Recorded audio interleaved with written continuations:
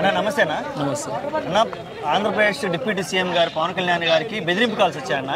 Threat calls. ఆయన చంపేస్తాం direct గా ఆయనకే ఫోన్ చేయడం, లేదా డిపార్ట్మెంట్ ఫోన్ చేసి వార్నింగ్ ఇవ్వడం ఎట్లా అనిపించింది అన్న అసలు అంతా చూస్తుంటే? నేను చెప్తున్నా, ఆయన సింగిల్గా ఉన్నా సరే, ఆయన చుట్టూ ఆర్మీ ఉన్నా సరే, ఉన్నా లేకపోయినా ఇంటర్వ్యూ కూడా వేయలేరు. ఇదైతే కన్ఫామ్గా చెప్తా. ఆయన టచ్ కూడా చేయలేరు. ట్రై చేయండి, కావాలంటే సింగిల్గా ఉంటాను ఆయనే చెప్తాడు. నేను ట్రై చేస్తానంటే ఎవడైనా వార్నింగ్ ఇచ్చినట్టు దమ్ముంటే ట్రై చేయండి ఎవడైనా ఏదైనా టచ్ చేయడానికి. అంటే నెక్స్ట్ టైం మళ్ళీ ఇటువంటి బెదిరింపు కాల్స్ రాకుండా ఉండాలంటే జనసేన సైనికులు కానీ పవన్ కళ్యాణ్ తరపున వాళ్ళు కానీ ఒక మెసేజ్ ప్రజలకు చెప్పాలంటే ఏం చెప్తారు? ఇలాంటి థ్రెట్నింగ్ చేయాలనుకున్న అసలు ఆలోచన కూడా రాకుండా ఉండాలంటే ఏం చేయాలంటే, ఎక్కడైతే జనసేన పార్టీ ఉందో అక్కడికి వెళ్ళి అంత ధైర్యంగా వాడిని ఏం చేసేవాళ్ళు ఉంటే పవన్ కళ్యాణ్ దాకా వద్దు, ఆయన దాకా కాల్స్ చేయడం ఎందుకు? జనసేన పార్టీ ఉంది కదా, అక్కడికి వెళ్ళి మేము ఇది చేస్తాం పవన్ కళ్యాణ్ అని చెప్పి అక్కడ నుంచి కదిలి వెళ్ళారనుకో, ఓకే ఒప్పుకుంటాం, మీరు పవన్ కళ్యాణ్ ఏదో చేస్తారు. లేరు ఎవరైనా సరే. అవతల ఇప్పుడు రాజకీయంలో లేని పార్టీ అయినా సరే, రూలింగ్లో లేని పార్టీ అయినా సరే, ఎవరైనా ట్రై చేస్తానంటే ట్రై చేసుకోమని. ఇంతకుముందు చంపేస్తామని ఇంతకుముందుగా అన్నారన్న పదవిలో లేనప్పుడు. ఇప్పుడు థ్రెడ్ కాల్స్ ఎలా చూడొచ్చు మనం? పదవుల్లో లేనప్పుడు ఏం బేకలేకపోతే ఇప్పుడు ఆయన ఆల్రెడీ డిప్యూటీ సీఎం, నన్ను పీకేది ఏమన్నా ఉందా? అదే చెప్పేది.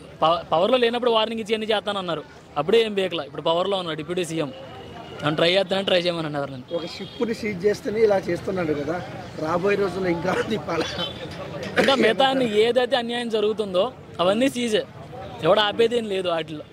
అంటే ఎవరు హస్తాలు ఉన్నాయంటారు దీంట్లో?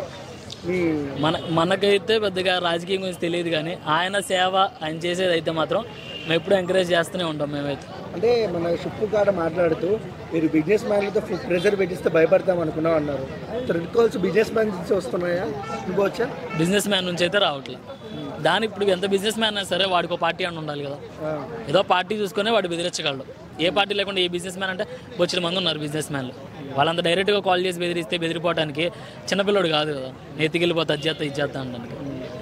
నెక్స్ట్ పవన్ కళ్యాణ్ గారిని ఏ పవర్లో చూడాలని ఎక్స్పెక్ట్ చేస్తున్నావు? అంటే సెంట్రల్ మినిస్టర్ ఏమైనా ఎక్స్పెక్ట్ చేస్తున్నావా, లేదంటే ఇలాగే కంటిన్యూ సీఎంగా ఎక్స్పెక్ట్ చేస్తున్నావా? నేనైతే సీఎంగా ఎక్స్పెక్ట్ చేస్తున్నాను. నెక్స్ట్ టైం ఓకే అన్న. అదే ఇప్పుడు డిప్యూటీ సీఎం ఎవరైతే ఉన్నారో ఆయన సీఎంకి వెళ్ళి సీఎం అయితే ఎవరు ఉన్నారో ఆయన డిప్యూటీ సీఎం అయితే ఓకే అలా ఎక్స్పెక్ట్ చేస్తున్నాం మేమైతే. ఓకే, ఒక ఆంధ్ర యూత్గా నువ్వైతే అలా ఎక్స్పెక్ట్ చేస్తున్నావు. ఓకే, తప్పేం లేదు నీ ఆలోచనలో. అది వాళ్ళ కూటమి యొక్క అంగీకారంతో జరిగింది అంతే. మేము దానికి అంటే ఎందుకంటే ఆయనకి డిప్యూటీ సీఎం ఇచ్చారు, ఆయన సీఎంలో ఉన్నాడు, ఆయన ఒప్పుకున్నాడు. అలాగే ఈసారి నెక్స్ట్ ఆయన సీఎం చేసి నేను డిప్యూటీ సీఎం ఉన్నామనండి 5 సంవత్సరాలు. దానికి మేము చాలా హ్యాపీగా ఫీల్ అవుతాం. ఓకే, ఇప్పటి వరకు చూస్తే ఆల్రెడీ దాదాపు 6 months వరకు అయింది పవన్ కళ్యాణ్ గారు డిప్యూటీ సీఎం అయ్యి. ఆయన యొక్క పరిపాలన కానీ ఆయన తీసుకున్న డెసిషన్స్ కానీ ఎలా అనిపించింది? చాలా బాగా అనిపించింది. ఉన్నోళ్ళు ఇప్పుడు 5 సంవత్సరాలు ముందు పార్టీ ఉన్నోళ్ళు ఎవరైతే ఉన్నారో వాళ్ళు చేయలేంది ఆయన 6 నెలల్లో చేశాడు. సో అలాగే 5 సంవత్సరాలు ఇంకా మాకు ఇంకా ఉంది, 4.5 సంవత్సరాలు ఉంది. దానికన్నా ఇంకా బెటర్గా తయారవుతుంది. మీరు ఆంధ్ర చూసుకోండి, ఇంకొక 3 సంవత్సరాల్లో మంచి క్యాపిటల్, ఆ క్యాపిటల్లో మంచి మంచి కంపెనీస్, ఐటీ కంపెనీస్ ఇవన్నీ వస్తాయి పక్కాగా. ఇప్పుడు ఎవడైతే ఆంధ్ర నుంచి ఇక్కడ వచ్చి వర్క్ చేస్తున్నారో నాన్ ఐటీ జాబ్స్ కానీ ఇవన్నీ పక్కాగా వాళ్ళు తలెత్తుకొని అక్కడికి వెళ్ళి మళ్ళీ ఐటీ జాబ్ చేసుకుంటారు. అదే అన్న, మన పవన్ కళ్యాణ్ గురించి మాట్లాడడానికి మనకి మాటలు సరిపోవన్న. ఆయన గొప్ప వ్యక్తి, ఎంతోమంది ఎన్నో ట్రోల్ చేశారు, మీరు చూశారు. బయట సోషల్ మీడియాలో కానీ బయట పొలిటీషియన్లు కానీ ఏదైనా ఒకసారి నిలబడ్డాడు నమ్ముకున్న దాని మీద, అట్టాగే నించున్నాడు, వదలలేదు ఎక్కడ దేన్ని. ప్రజలు కూడా మోసం చేశారు చెప్పాలంటే. స్టార్టింగ్లో ఓట్లు వేస్తాం, అది చేస్తాం, ఇది చేస్తాం అన్నీ చేశారు. ఆయన ఎవరిని నిందించలేదు, ఆయన పైన ఆయన కష్టపడ్డాడు. ఈరోజు దానికి ఫలితం అనుభవిస్తున్నారు. ఫలితం ఆయన అనుభవించట్లా, మనం అనుభవిస్తున్నాం చెప్పాలంటే.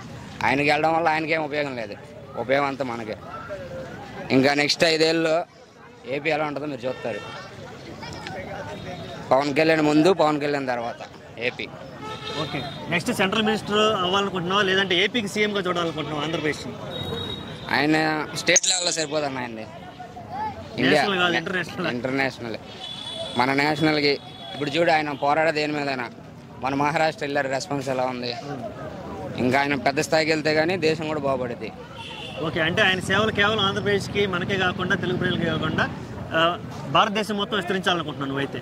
ఆయన ఇప్పుడు ఒక మాట అన్న, ఆయన ఏపీలో ఉంటే ఇండియాని ఏం చేయలేరు, అది ఇండియాలో ఉన్న ఏపీని కూడా పట్టించుకోగలరు. అన్న నమస్తేనా? నమస్తే అన్న. నిన్నగాక మొన్న పెద్ద వార్త ఒకటి వైరల్ అయిపోయింది. ఏంటంటే పవన్ కళ్యాణ్ గారిని చంపేస్తా ఉంటూ బెదిరింపు కాల్స్. అసలుకి ఇది ఊహించిన సంఘటన. ఈ సంఘటన మీద నువ్వు ఎలా రియాక్ట్ అవుతాను? అసలు ఎవడన్నా వాడు చేసేది, పవన్ కళ్యాణ్ ఎక్కడ, వాడెక్కడ? జింకం ముందు ఒకటి ఏదో ఊదినట్లు వాడు సింహం ముందు స్ఫూట్ ఊదినట్టు ఎట్లా ఉంది తెలుసా ఇది? అసలు పవన్ కళ్యాణ్ ఇక్కడ వాడెవడో బెదిరింపు కాల్ చేస్తే భయపడడం ఇక్కడ అసలు ఏమైనా అర్థం ఉందా? వాడెవడో బచ్చగాడు ఏదో ఫోన్లో బెదిరించినంత మాత్రాన పులి భయపడుతుందా, సింహం భయపడుతుంది ఇక్కడ? అన్న ఇప్పుడు ఈ కాల్ని లైట్ తీసుకోవడానికి ఏమీ లేదన్న, ఎందుకంటే పవన్ కళ్యాణ్ ని టార్గెట్ చేశారు.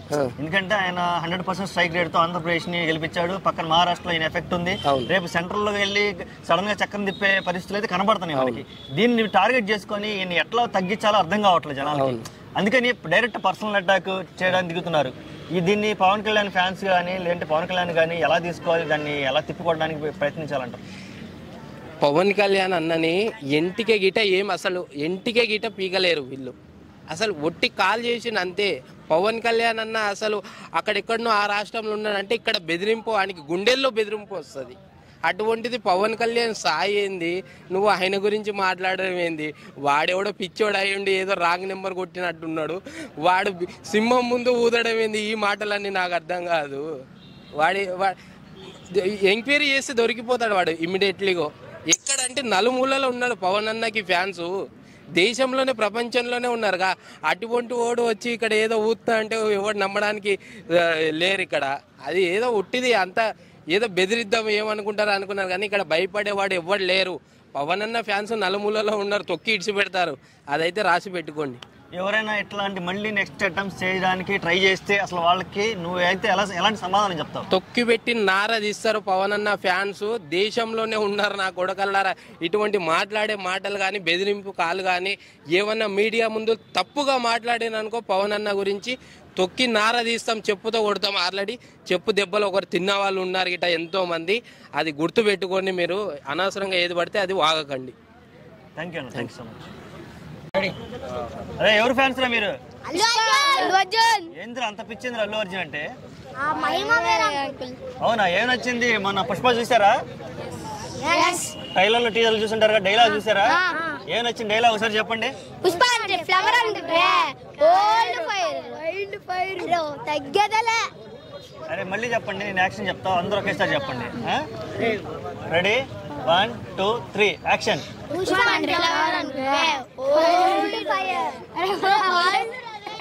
నమ్మకూడదు సీరియస్, వీడు బాగా చెప్తున్నాడు, వాడి బాగా నమ్మకూడదు, డిస్టర్బ్ చేయకూడదు. Ready 1 more. పుష్ప అంటే ఫైర్ అనుకుంటున్నావు, వైల్డ్ ఫైర్ అస్సలు తగ్గేదేలే, అది ఎండింగ్ లో. Ready action. ఓల్డ్ ఫైర్ తగ్గదలే. అరే పోయిందిరా సింకు, మళ్ళీ చెప్పు. Ready action. పుష్ప అంటే ఫ్లవర్ అనుకుంటే ఓల్డ్ ఫైర్ తగ్గదలే. ఓల్డ్ స్టెప్ సారా స్టెప్. పుష్ప పుష్ప పుష్ప